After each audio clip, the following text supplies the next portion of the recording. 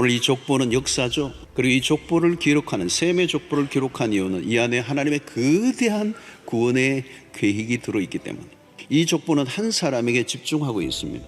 바로 아브라함이라는 사람이에요. 이 아브라함으로부터 족보를 앞으로 계속 거슬러 올라가면 누구를 만나느냐면 아담을 만나게 됩니다. 그리고 아담에게서부터 또 위로 올라가면 어디로 가죠? 예수 그리스도와 연결되어 있습니다. 그래서 성경에 중요한 인물들이 굉장히 많이 있지만 매우 상징적인 세 이름을 우리가 얘기한다면 아담과 아브라함과 예수 그리스도라고 하는 인물입니다.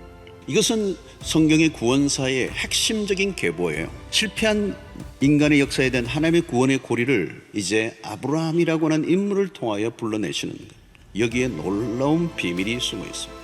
성도 여러분, 역사는 그냥 흘러가는 게 아니에요. 하나님의 뜻과 섭리 안에서 매우 정밀하게 계획된 바에 의해 흘러가고 있습니다. 그러면서 모든 역사의 중심에는 하나님이 서 계십니다. 자, 이런 우리가 역사를 보면서 늘 기억해야 하는 것은 우연이 없다는 것입니다. 인간의 반역에도 불구하고 하나님의 은혜는 지치지 않고 우리에게 다가오십니다. 하나님의 은혜는 우리가 생각하는 범위를 훨씬 더 넘었습니다. 인간의 죄의 크기보다 하나님의 은혜의 크기가 훨씬 더 크고 놀랍다는 것. 하나님의 구원 안에 들어와 있다는 것은 설명할 수 없는 은혜예요. 내가 예수를 믿는다는 것, 예수가 믿어진다는 것, 내가 얼마나 심각한 죄인이고 나에게는 예수가 아니면 소망이 없다는 것을 깨달아지는 것이 얼마나 신비로운 일인지.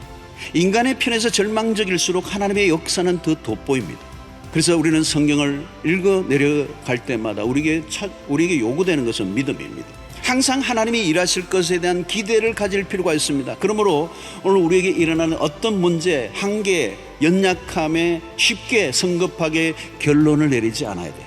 세상에서는 현실과 이상의 차이가 클수록 절망합니다. 그러나 하나님의 백성들은 그 차이가 클수록 흥분이 되는 거예요. 어떤 문제가 해결됨으로 위로를 받는 것보다 더 중요한 것은 하나님이 누구이신가를 알게 되었을 때 받는 위로가 훨씬 더 큰 것입니다.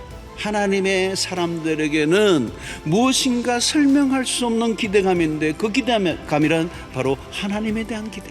인간의 기대가 다 꺼져버린 상태야말로 하나님이 일하실 때인 줄로 믿습니다. 우리의 삶에 하나님을 모셔드리면 하나님이 우리의 미래가 되시는 줄로 믿습니다.